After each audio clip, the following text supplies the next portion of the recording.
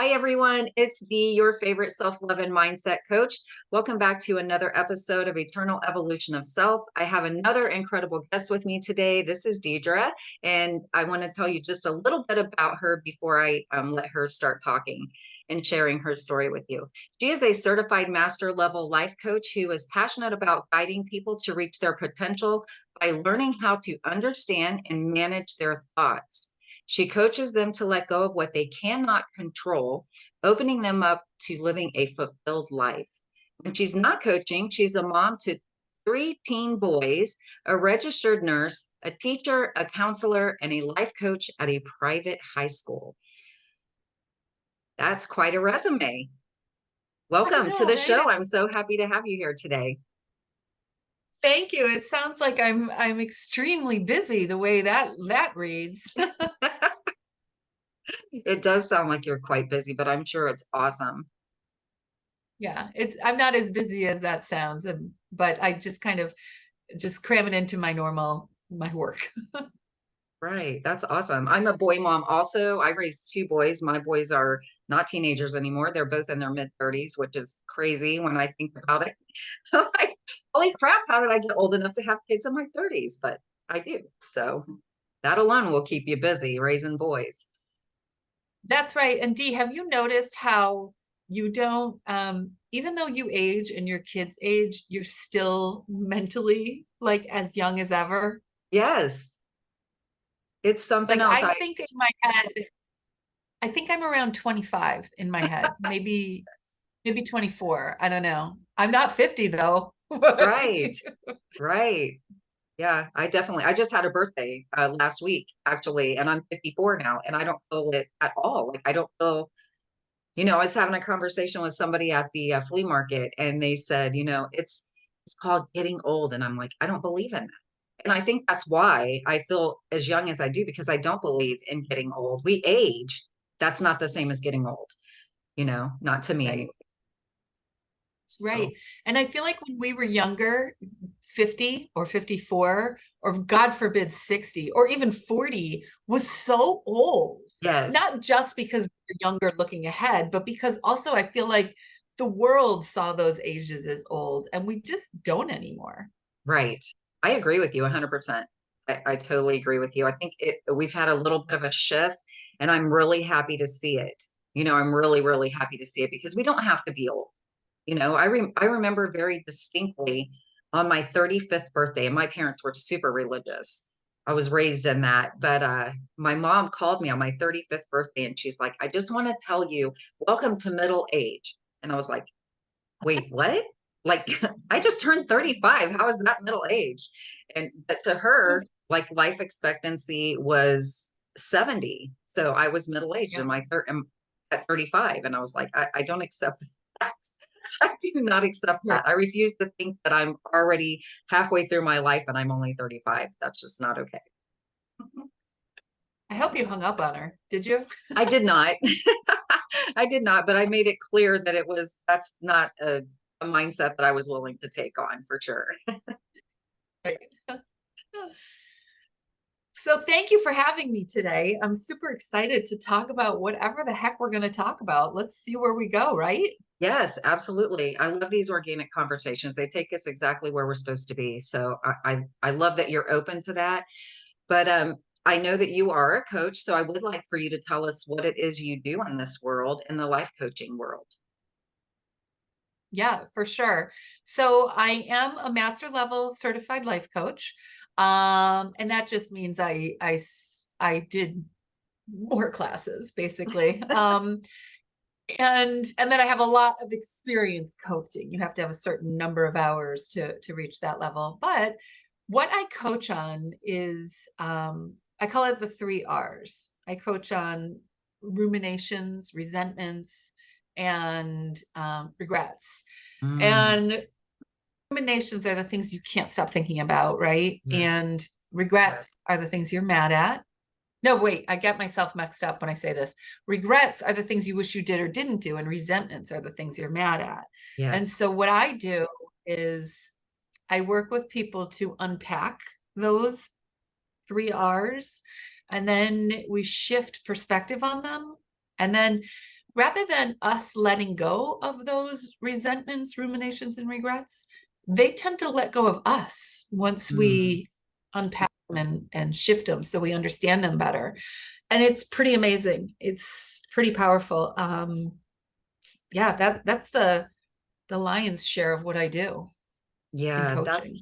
that's amazing. So ruminations, as you explained it, sounds a lot like a term that I've heard called intrusive thoughts. Is that an accurate description of that piece? Sure. Yep. Yep. It's, well, what are intrusive thoughts? Yes, it's an accurate description, but I feel like all of our thoughts, if they in any way do not bring us peace, are intrusive. Hmm. So, ruminations are the things you can't stop thinking about. Like you just keep, like when you're going through something and you keep replaying that argument over and over again, and oh, if only I said this, or you keep replaying an incident that happened years ago over and over again. That's like ruminating or perseverating, like you just can't let it go. But I like your word of intrusive thoughts, because that phrase, I kind of think any thought that doesn't bring you peace is intrusive. I agree with you on that 100%. And they do pop up from time to time. And one of the things I like to point out to people when we're talking about this type of thing is that it's not something that you can push the stop button on and you never have another ruminating thought again. It's something that you have to be aware of. And when they come, just accepting that and looking at that and then letting it go again. Because no matter how much practice we have, we're still humans and we still have those days where we may not be at our highest and best functioning level. So those thoughts will creep in on us. So it's something that we have to remain diligent about. Yeah. And those thoughts are often based on a fear. Like if you look Mhm. underneath every phrase, stress or annoyance, irritation or anger, like whatever negative feeling you want to attach to what brought the thought on, underneath that is fear. Mhm. And fear is can be healthy. If a lion's chasing you, you want that response. You want to have Yes. that quick hair trigger response and react. It just doesn't always fit in everyday life. And so unfortunately, I think that we are chronically stressed. Mhm. And so we live closer to the edge of flight or fight than we do to peace and um, rest. Yes. Yes. And we're taught to have that just bulldozer mentality, I'll call it, where we just keep going no matter what. And we're taught that taking the time to rest and reflect and take care of ourselves is a selfish thing to do and not at all a positive thing to do, when in fact it is crucial. Right. Right. Yeah, you're right. I mean, living in that bulldozer way is just um it's almost like it's just a distraction Mhm. from who you really are and what you're really supposed to be doing. Yes, Um Supposed to, that's, I don't mean to place a value on that, but it keeps us away from ourselves. it does. That's a beautiful way to put it. I absolutely adore that phrase. Oh my gosh. It does. It keeps us away from our true selves and we don't, and I feel like reconnecting with that is so important. Just to, I don't think most of us even understand who we are at our core. Mhm. So what can we I think do? These three R's, and I love how you said they will let go of us once we look at them and kind of examine them and get to know them a little. Um, do you feel like that allows us to get to know ourselves better when we're looking at those things like that and allowing them to release their grip on us? unquestionably, yes. So the work I do, and I have a whole program that I shape around this work. But it's mostly based on the work of Byron Katie. She wrote a book in 2020 2004, called Loving What Is. And it is inquiry based. It's an inquiry based process, which means you question yourself. That's the whole point of it. Mhm. And it is, it was, you know how people always say that phrase, oh, it changed my life. I'm like, everything can't change your life. Come on.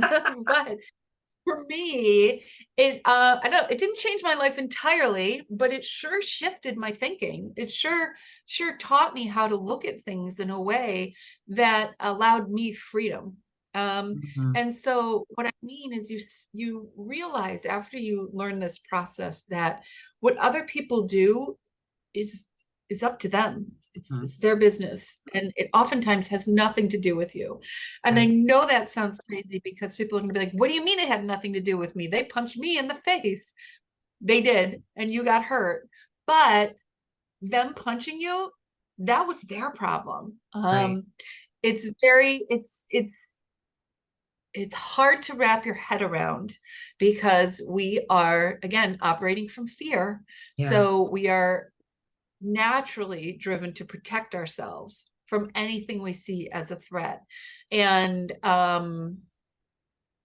the the drive to protect ourselves is what creates these thoughts and stories around things that happen. So I'm actually just trying to think of I don't know if I'm drifting away from your question, but the question was, does it allow you to get to know yourself? Yes, because in this incident where somebody punched you in the face, you have to question. You will probably develop a story about that person, about that event. Could be that person punched you in the face because they were so mad at something that their dad did that they just, your the way your hair was styled that day made them mad, reminded them of their Yes. dad, and they just didn't punched you. Could be something like completely, who knows? But the story you create in your head is that guy, hates me. He attacked me perhaps because whatever reason you can think of, because he remembers when I told him 4 years ago that whatever. I can't even create a story ridiculous enough to match the ridiculous stories we create in our own Yes. heads about why things happen. Yes. And so once we believe a thought that we create, it becomes a full story we live by. Mhm. Um, I'm trying to think of a great example.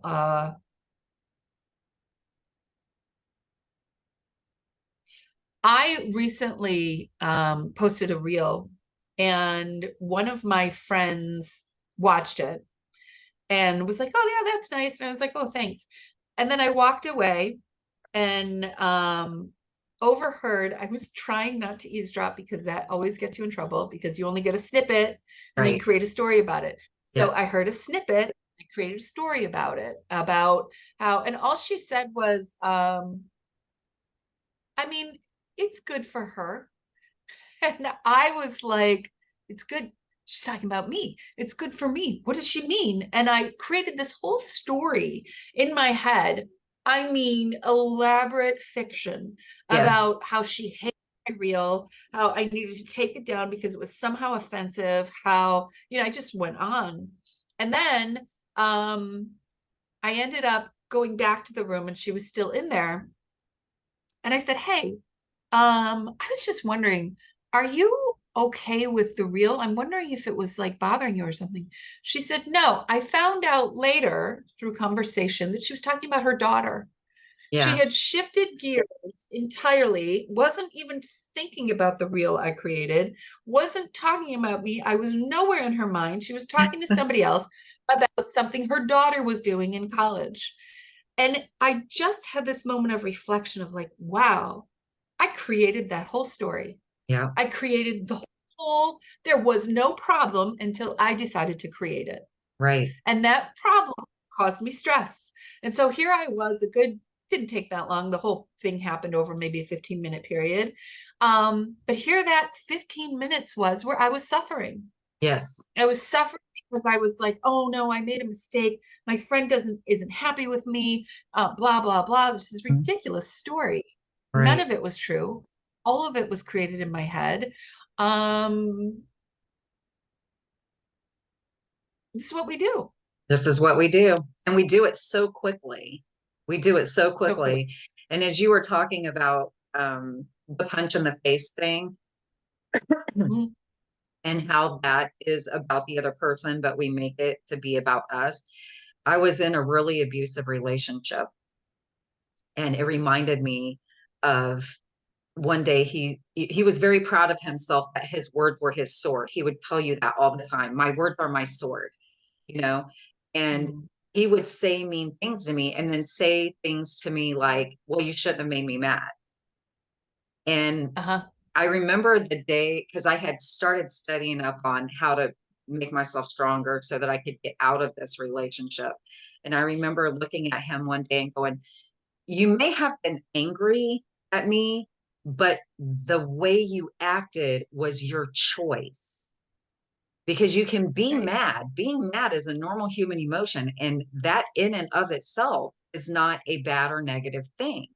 It's what you choose to do while you're angry that makes it a bad situation, you know? So you don't have to do that. And then I think I was starting to realize in that place in my life that it wasn't about me. I knew some of his past history and I knew he was a very angry individual inside of himself and that I was just a target. It wasn't about me. I just happened to, and there was, like you said, it can be anything that triggers somebody and makes them, you know, fly over the top like that. And I remember saying to him one time, I think sometimes me just breathing in and out makes you mad. Sometimes it's nothing. So it really, like you said, it has absolutely nothing to do with you and everything to do with whatever that other person has going on inside of themselves. Right.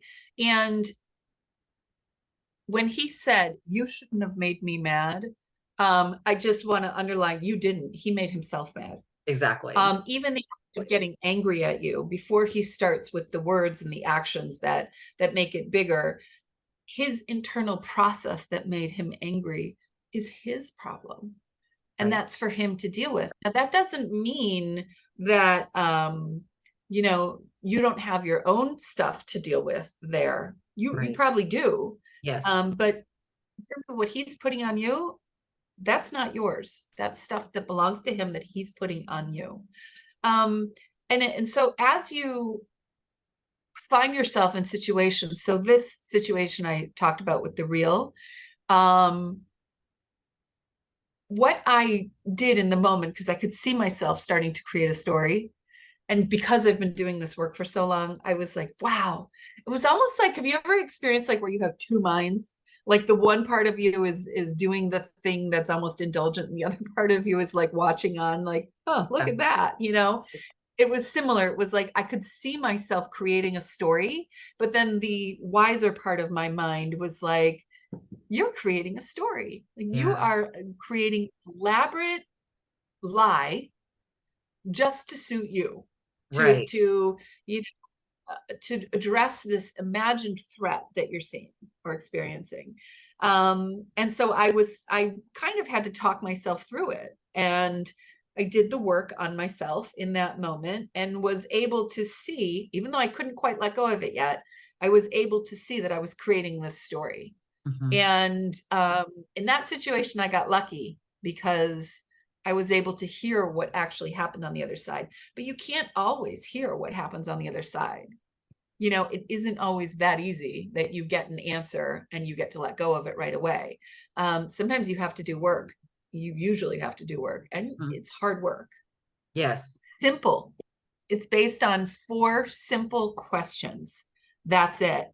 But it is hard to do because it requires surrendering a certain part of yourself, the part of you that wants to hold on to um, your perceived rightness. Right. Oh, and we humans love to be right, don't we? Holy cow.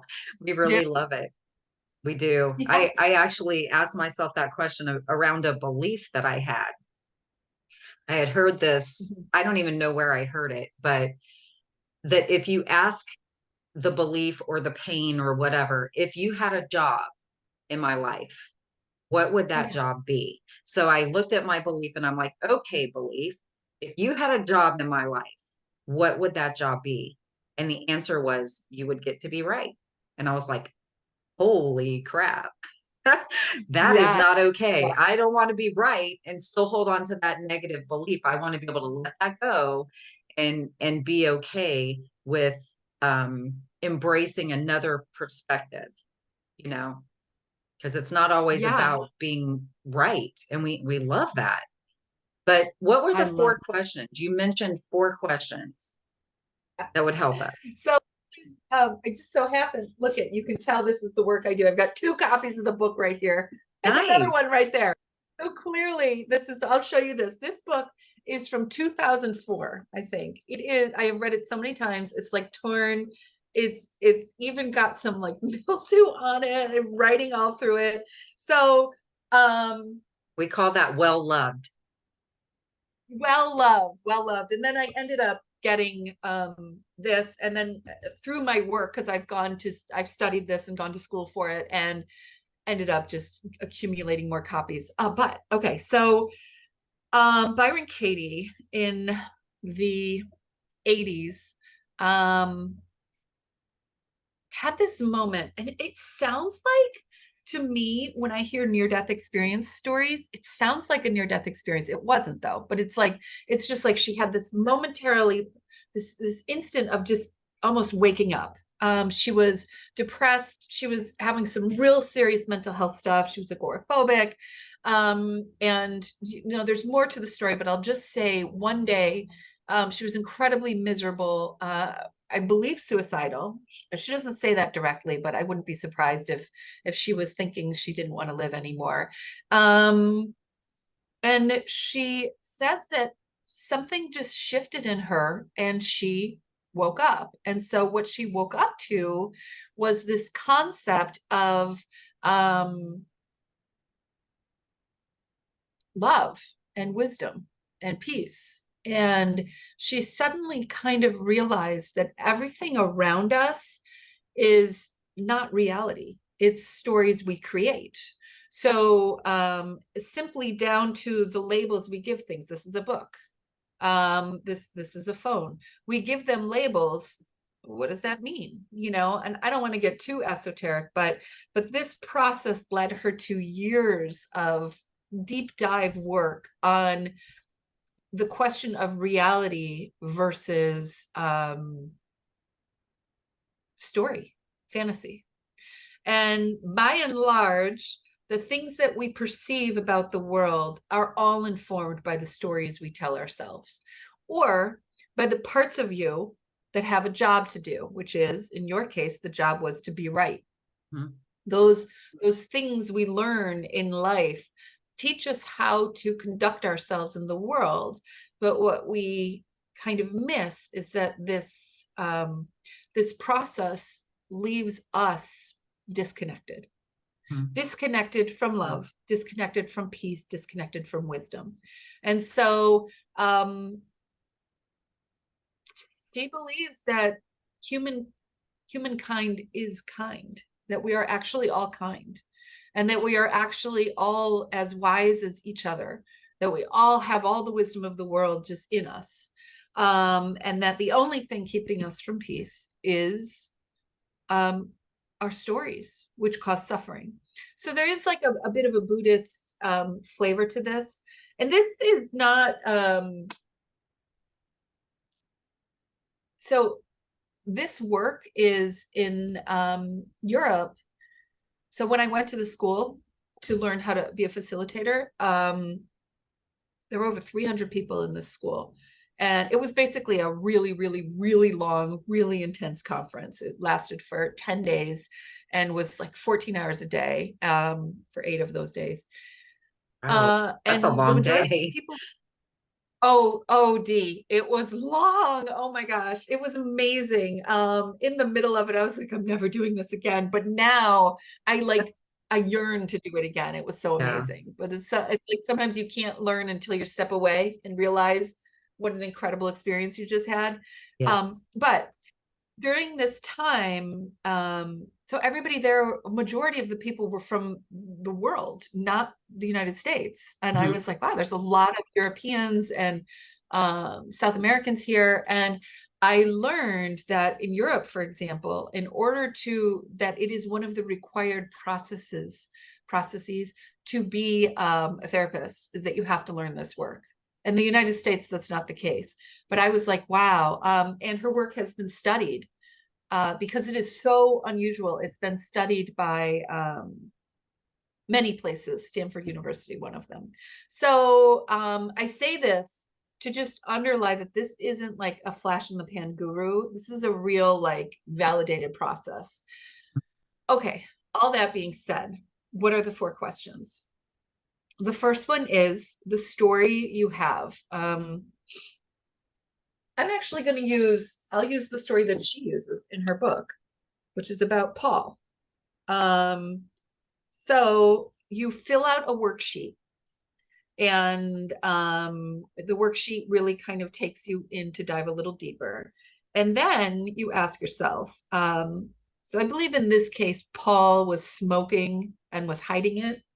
And so the story that she created around Paul was that Paul doesn't listen to me. And so the first question is it true? Is it true that Paul doesn't listen to me? And then Mhm. you get very still. If you really want to know the truth, the answer will kind of rise up to meet the question. And it's only one answer, yes or no. That's it. No maybe, no well, no explaining, nothing. Is it true that Paul doesn't listen to me? Yes or no? Period. End of story. If the answer is yes, then you go on to second question. Can you absolutely, positively know that that's true? Like, can you read Paul's mind? Do you know what Paul's thinking? Do As he you know said if that, Paul's listening? I'm not listening to you. Yeah, you can't. Right. You can't. Well, yeah, but you can't ever know what's actually happening in somebody else's head. You can't know their experience. You cannot know it. You Yes. can't. And so it can't be true, because if you can't know what they're actually thinking or doing, it's not true. Mhm. I mean, maybe secretly it is, but you don't know. Right. So it's not true. Does that make sense? Yes. So is it true? Paul won't listen. Paul doesn't listen to me. What was it? Is it true that Paul doesn't listen to me? And then, the first response is usually, well, yes, because he doesn't. And then, do you know that that's absolutely true? That's question 2. And then the answer, if you think about it, is probably no, but it may still be yes. Either way, you go on to the third question, which is, how do you react when you think that thought? Okay. Mm. Well, Paul doesn't listen to me. I'll just read what she wrote. So I give him the look. I interrupt him. I punish him by not paying attention to him. I start talking faster and louder, and I try to force him to listen. So Mm. this is how she reacts um, when Paul doesn't listen to her. She has Right. this entire reaction. She Yes. also then starts to feel lonely, depressed, shut out, right? That's what happens. How do you react when you think this thought? This.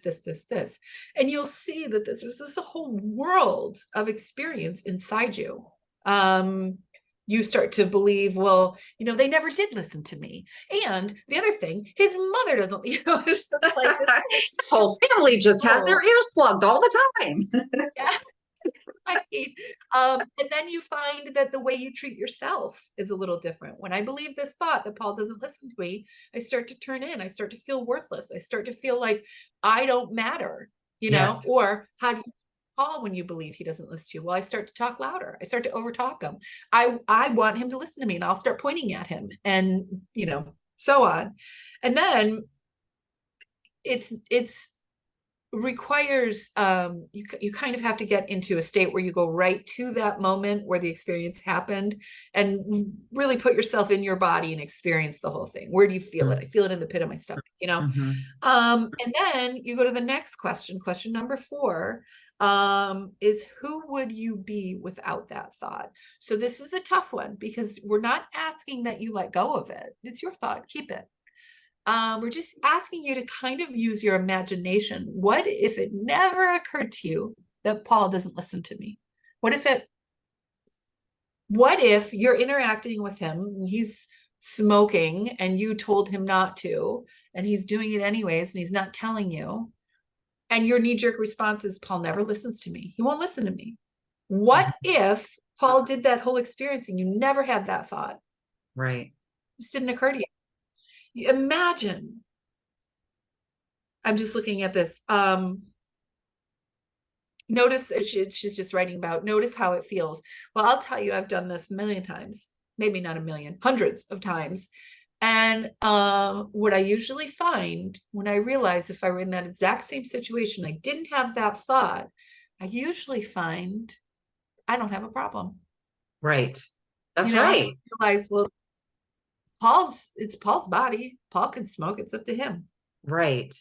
And don't you think that You know, that's a lot of it, that we think someone should do things the way we do it, and they're not going to, like, not ever, because they're not us, you know? that's right.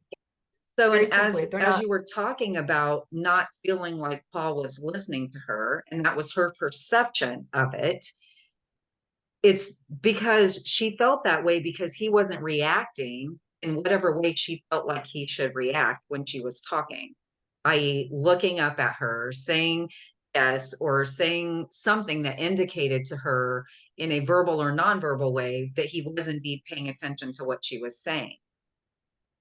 Mm, So we right. write a story about, again, with the stories that we make, about how he should have reacted, but and she was probably, because I know I've done this. Well, if it were me, I would have put the phone down, put the cigarette down, turned and looked at them as they were Yeah. talking, whatever. That's what I would have done so that they knew I was listening. But Yeah. those other people aren't us. And just because they don't have the same type of reaction that we do doesn't mean they didn't hear us, That's right. you know? That's And exactly right. And guess what?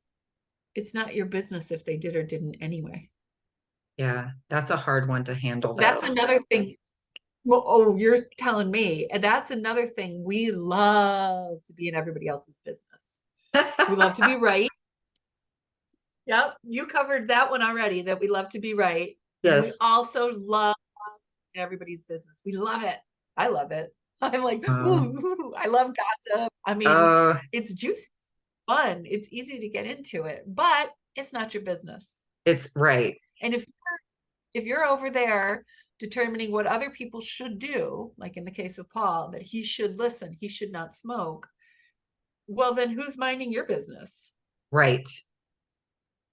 Who and we talked about this earlier, how the things in our world pull us away from ourselves. This is another thing that pulls us away from ourselves, managing everybody else. Right. Who's managing you? Right. Well, and that keeps me busy enough. I was thinking, I just got a text from somebody not too long ago about an issue, and I thought made a couple of suggestions about how to handle the situation, and I could feel energetically that it wasn't well received. Like the first one was, but the second one was not. And I was like, okay, I am the type of person, like, if you want to call me and talk to me about an issue and I'm the finder of the silver lining, I call myself. Like, if you want to know how to approach that issue and be able to see the beauty in it, or see how to get your way out of it, then I want to talk about that. But if you want me to jump into the quicksand with you and just marinate in that, I'm not the person to call. I'm not the person to talk to, because I'm not jumping in the quicksand. I'm going to hand you a branch or a rope or something to help you pull. I will Yeah. listen about it, because we all need to talk about our problems sometimes, but I think it's a slippery slope when you expect the person you're talking to just marinate in that with you, because then there's no resolution. You're just staying Mhm. stuck in that place. And um, I don't want to be stuck. So I'm not going to help someone else stay stuck, So, um, Yeah. So let me ask you a question. Yeah, I was gonna say something, but yes, go ahead, please. Oh, finish No, your no, thought. no. I wasn't sure what I was gonna say. I was trying to find it, but so yes, go ahead and ask me. So, what I hear you saying is basically, I want to move forward and I want to help people move forward and get Yes. out of the quicksand. Hmm. Um, what I'm also hearing is that you don't want to be pulled into the quicksand with them. Right. How could you be pulled into the quicksand with them? Only if I allow it. Only if I allow it. How It's would you? it's well, I would just allow my energy to get lowered and just marinate in that Okay. place with them. That's what it would be. It would Okay. just be a sinking down into that lower energy is what it would be. And that's definitely not where I prefer to be. I don't even like it when I get Yeah. there myself. You know what I mean? So Yeah. I hear that. Thank you for elaborating on that. That's what I was kind of wondering. So, I mean, it sounds like you are very attuned. You're probably super empathetic. You're attuned to people's energy. Yeah. yes, very much so. Yeah, it totally sounds like you are.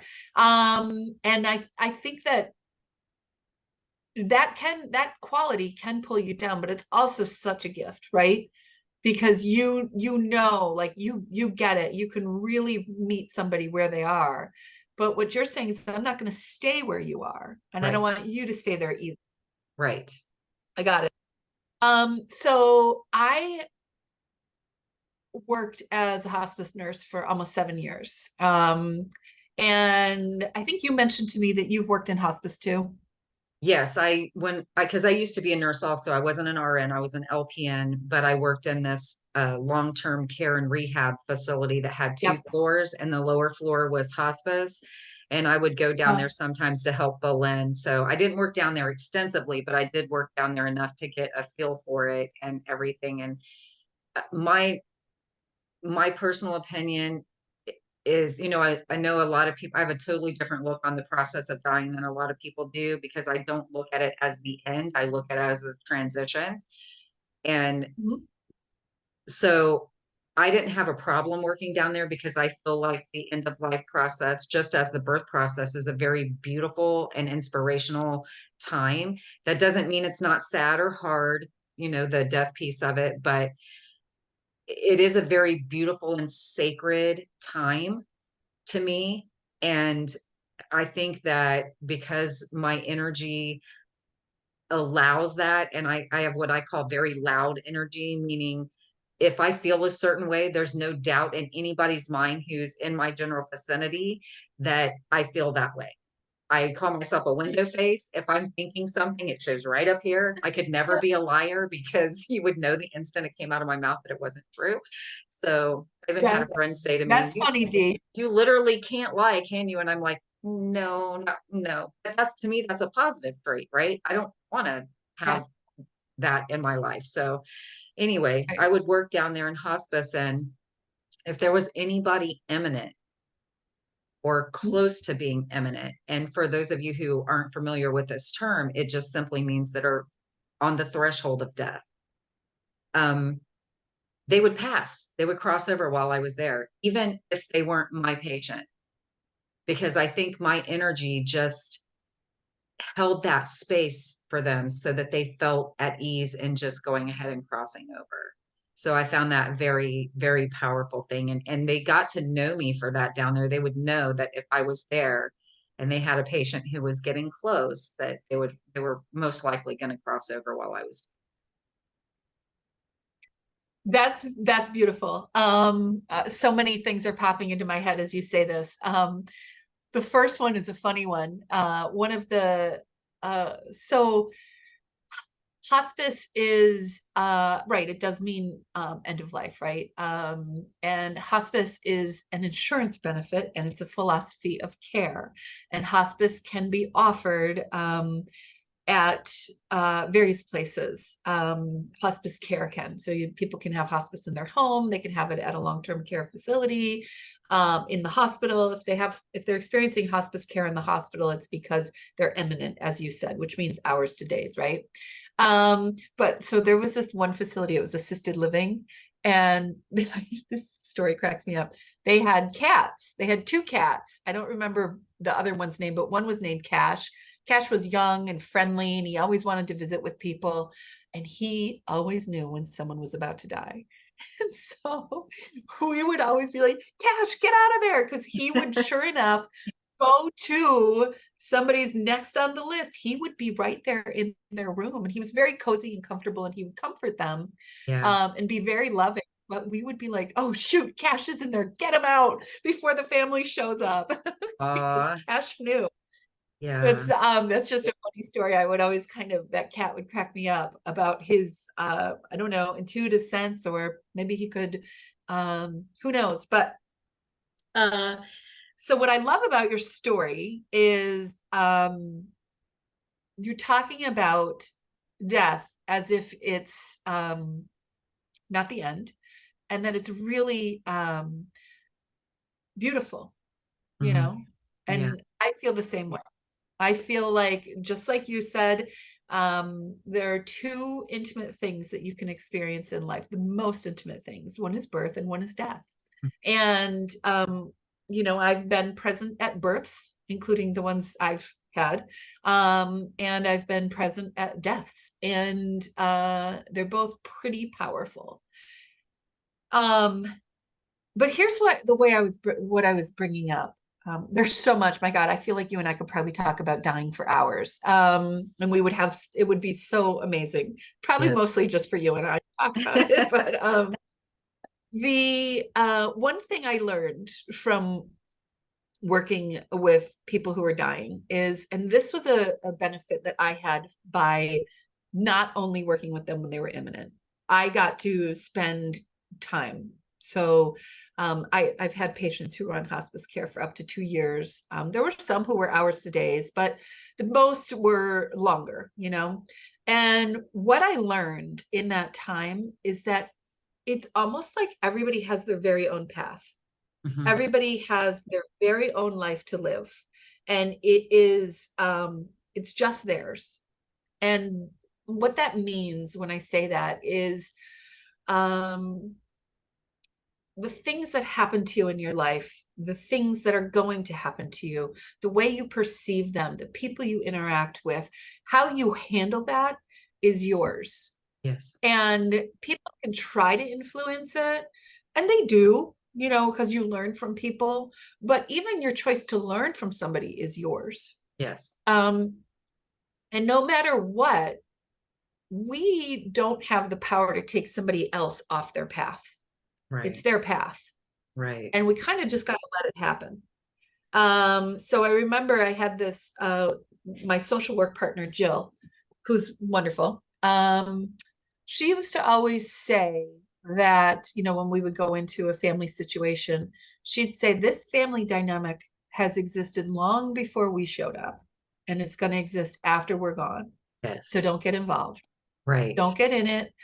Not that I was going to get into it, but that would kind of be her thing. Like, let them have their own family stuff. It's theirs. It's not ours. Their their whole existence happened long before we ever showed up. We're not changing anything. We're just providing peace and comfort. And so that's what we did. But what this is leading me to is that as somebody's in the quicksand, sometimes they got to just be in the quicksand. Hmm.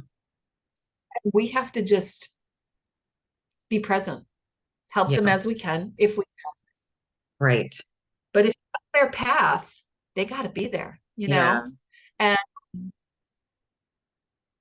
it might not seem sensitive to stand by while someone's in quicksand and just be ready to throw them a stick if they want it.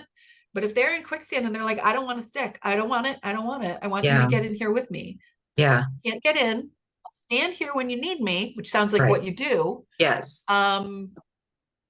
But this is your quicksand. Right. And if you want out, you got to figure it out. Right. Yeah. which might seem That's uncaring, but we've got to figure our own shit out. Oh, excuse me, I swear. Nope, you're fine. I'm a total potty mouth. I have to be careful sometimes actually on here because I know some people are tied up in words and I'm not. I feel like words are words and we, again, with the meaning thing, the stories we write about that certain word. My dad used to hate cuss words when he was living. Both my parents have crossed over now. But when he was living, he hated cuss words and he would say, is it a lack of intelligence or a lack of vocabulary that makes you talk that way? That's what he would say. He absolutely despised cuss words, where I just look at them as another word. I mean, if you're saying sugar or fudge, it's the same thing as the cuss word version of those things. So you might as well Right, say it right. because it's the intention behind the word that makes it a positive or negative Yeah, experience, you know. right. Yeah. Yeah. Yeah. My So, dad would say the same thing. Way. oh, that's so funny. Was he That um there, that's that. was he Yeah. It's a lack of military? intelligence. Yeah. He was in the Navy. Yeah. Yeah, my dad was career Air Force, so just curious. Oh, yeah.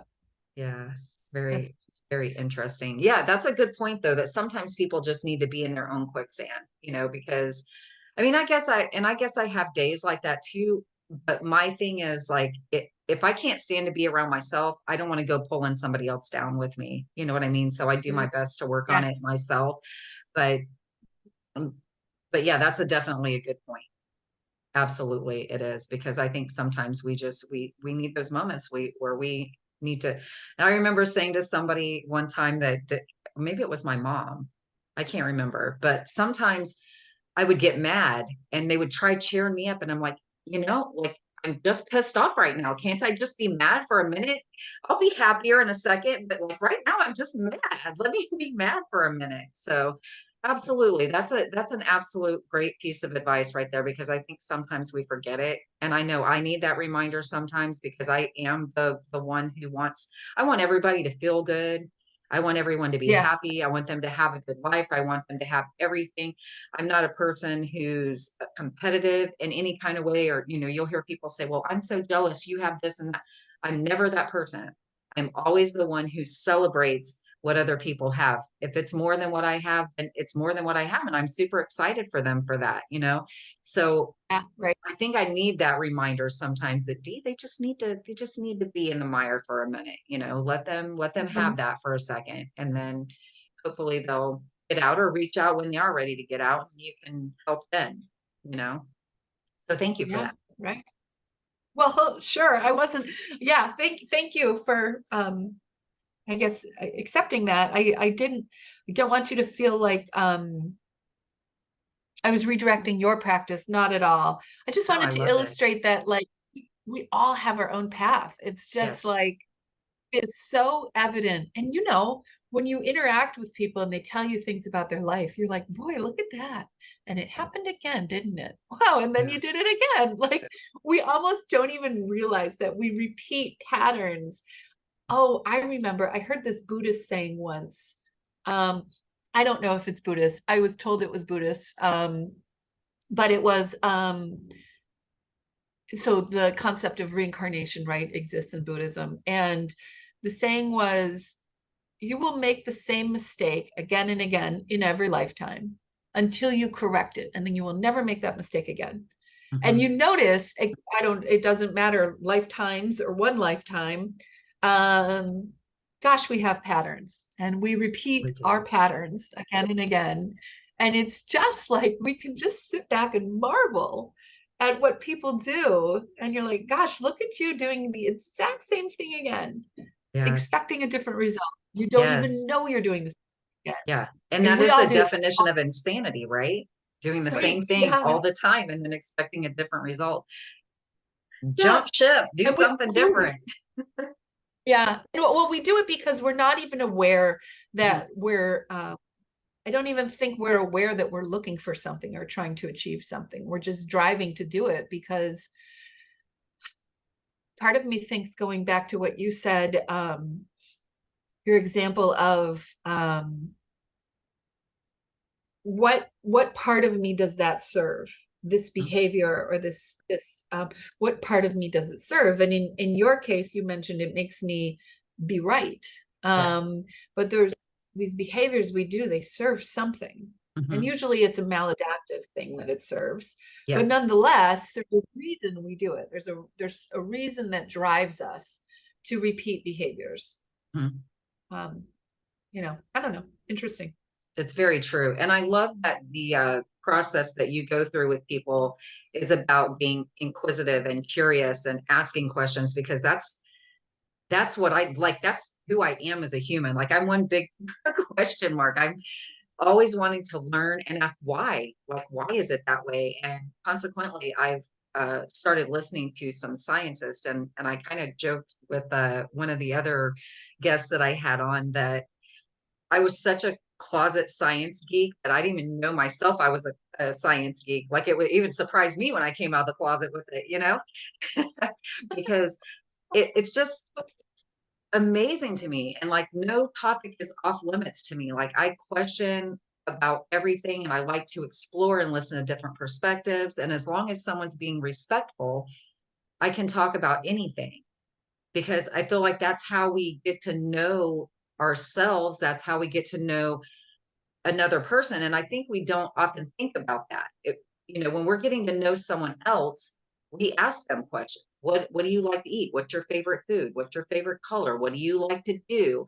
What happened with this? What happened with that? What do you think about such and such? We ask the questions.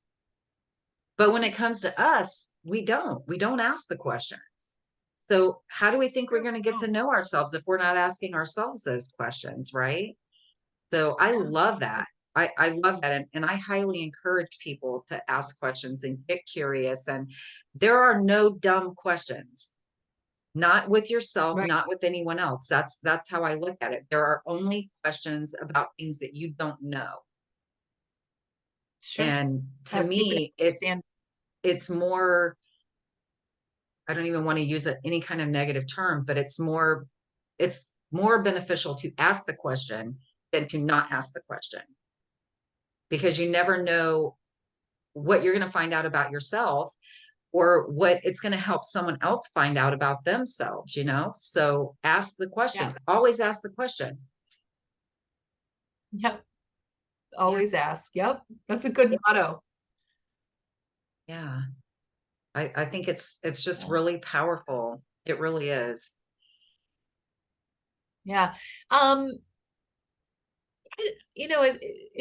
It's funny how scared we are Mhm. of knowing ourselves. Yes. And it's also funny about how we only want to know the good sides of ourselves. We shy away from the less pleasant sides of ourselves. But to be a whole person, um, there's all sorts of layers there, right? I mean, Yes. there's as much as somebody can be generous, they can be greedy. As much as someone can be enlightened, they can be closed-minded. It's just that it goes, perhaps you're closed-minded about, um, I don't know, religion, Hmm. but enlightened about something else, right? Like, Yes. and you've said this just in our talk that we're human. We Mhm. get mad. It's okay. It's okay. We get mad, we get angry, we get jealous, we get envious, prideful, all those things that we experience just because we're human. And again, those are all kind of led, in my opinion, by fear. Mhm. And but there's also parts of so being controlling, always wanting to be right. uh I mentioned greed, like those qualities we have exist for a reason. Mhm.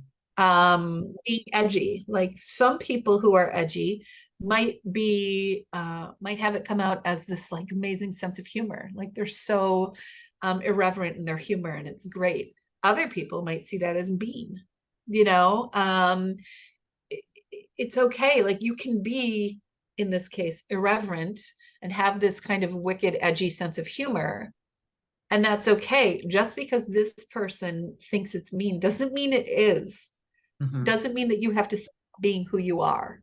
Right. You know, this person thinking what they think about who you are or what you do is their business, Yes. their problem. Um, and it is hard for us to take these areas of shame, these areas of ourselves that we hide, and just bring it right out there in the open and be like, yeah, no, I kind of am controlling sometimes. Yeah, I do say the things that I probably shouldn't say, you know, or whatever it is about you that you maybe don't feel that great about. Well, it's there. You think Right. people can't see it? Oh, they see it more So love clearly it. than we do because we don't want to look at I it, know. I So know. it's a, So that, a lot of people call it shadow work. And I know that there's yep. some people that don't like that term, but honestly, that's what it is, because those things live in kind of in the shadows and we don't want to bring them out into the light and look at them. So that's exactly what it is the shadow work. And, I mean, we only want to hear positive things about ourselves, right? It feels better. So for us to have to look at the things that may not be perceived as being more positive, it's tough. It's tough to look at that and talk about it. And and having a trusted person, I think sometimes where you can ask, because I know I go to Steve. I call him my heart husband because we're not actually married, but we might as well be. So I call him my heart husband. And I'll go to him sometimes and I'll ask him point blank. So I'm dealing with this issue right now. Am I just being a jerk? And I even have a couple friends that I asked that. I just asked one that a couple days ago. I'm like, am I just being a jerk? Or is this valid what I'm feeling right now? Because I don't want to be a jerk. I'm not trying to be a jerk.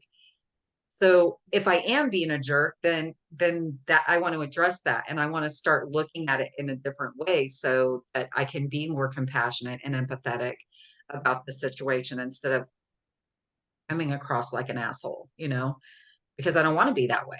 But you have people that are going to tell you in a compassionate, caring way, hey, D, you really probably should look at that. You were kind of harsh or whatever, and then you can fix it. Because if you don't know for sure, then it's not something you can go back and reevaluate and approach in a different way.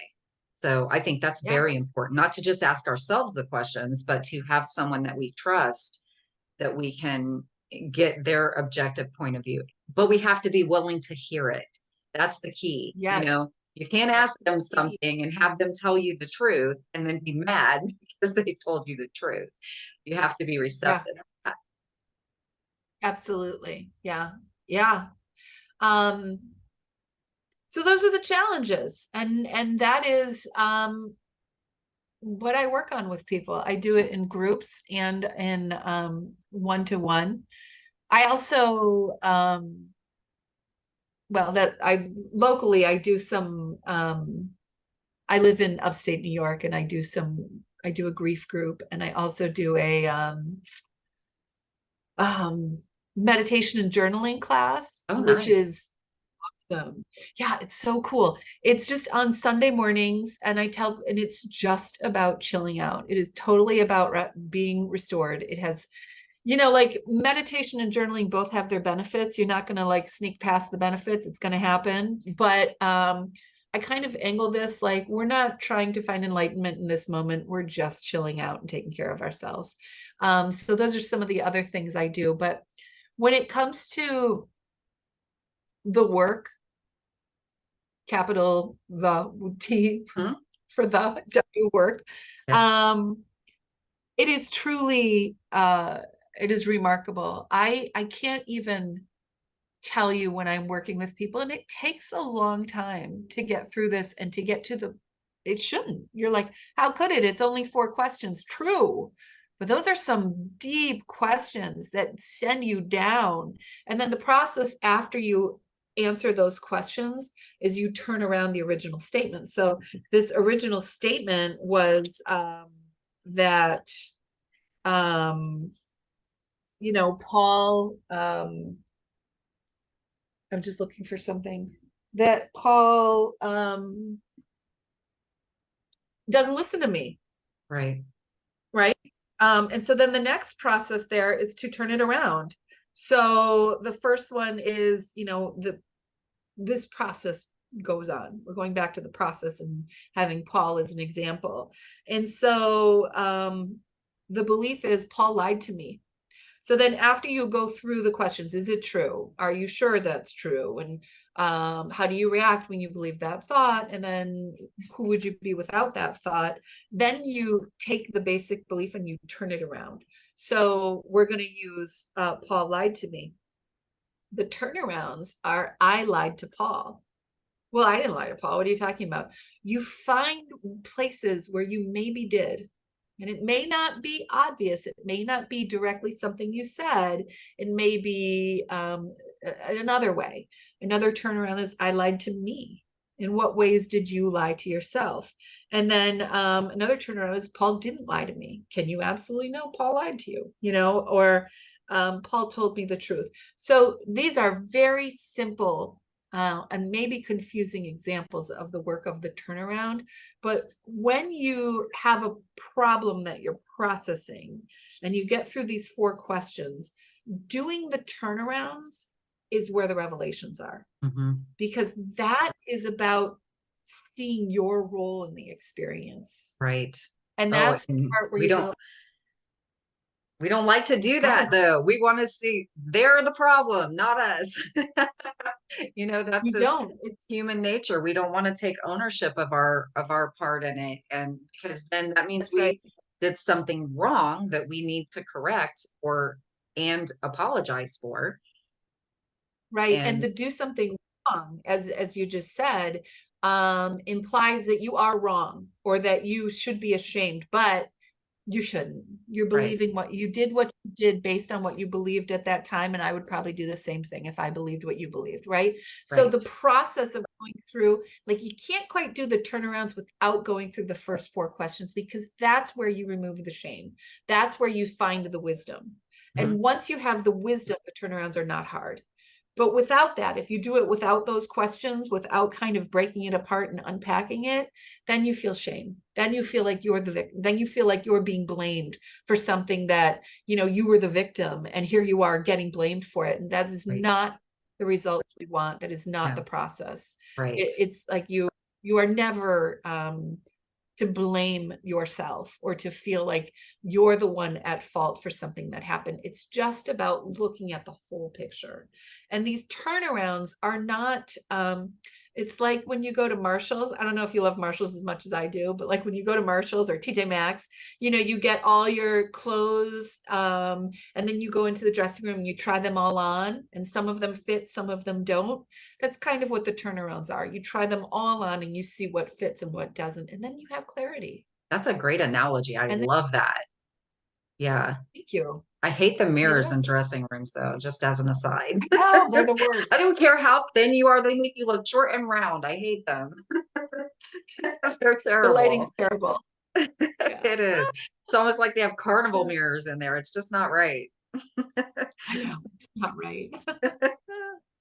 That's crazy. Oh, that went off the rails. But anyway, yeah, I think that's a beautiful analogy and a beautiful process. I mean, it is about asking the questions and getting to know ourselves. So I love that you brought this full circle for us. I mean, you really did a great job of, I know we went some different places with some things, but we brought it back full circle. So thank you again for being my beautiful guest today. I'm so excited that you came on and shared this amazing process with me and with all of our listeners today. So if someone is interested in having you as a coach, I would like for you to tell them where they can find you. And then of course I'll drop all this in the description box Oh, below the video. for sure. So the name of my business is Carriage House Coaching. And so it's just carriagehousecoaching.com. You can just get on there, send me an email. My email is carriagehousecoaching@gmail.com. And we can always do, we call it an OTR, which means opening the relationship, which is basically a free 1-hour phone call where we talk about what you need. And if we're a right fit for each other, and you feel like you want to work with me and I feel the same way, then I would offer you what I have available. But there's no pressure. It's just a conversation. So feel free to take me up on it. And Dee, this has been wonderful. Thank you so much for inviting me. I love these kind of like mind melding conversations. They're so fun and they really encourage growth. And I love that. I feel the exact same. And I'm so grateful again that you came on today. So I want to invite all our viewers today to like, share, and subscribe to the Eternal Evolution of Self podcast so that we can share this far and wide and reach all the people out there who need beautiful coaches such as this, and just uplift and encourage each other, give some food for thought and make somebody think today. So I appreciate every single one of you. And I'm so grateful for all of you, beautiful, beautiful souls. And I appreciate you coming on to this podcast and listening and participating and enjoying the beautiful guests as much as I do. And thank you once again. And as always, I love you all. Stop button.